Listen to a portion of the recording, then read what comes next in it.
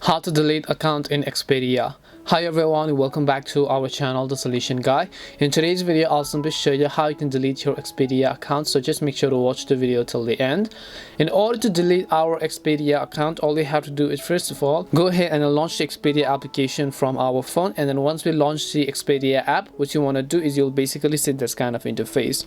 So what we are going to do is to proceed to delete our account. We're going to tap on the profile icon from the bottom right hand side of the screen, and then once you tap on the profile icon, you might want to scroll down to the very bottom of the screen, and then here you'll find the option in the blue button that says delete account. So just go ahead and then tap on the delete account button. It'll ask you for a few other details as to why you want to delete it. So just select any of the regions and then tap on the submit button, or if you want, you can just skip these processes as well. It'll ask you whether you want to permanently delete your account or not.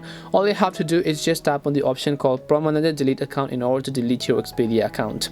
And that's all it takes to delete your Expedia account. We hope the video was really helpful, and if it did help you, then make sure to leave a like and subscribe to our channel. If you have any more questions, feel free to leave them down. Thank you very much for watching, and see you in the next video.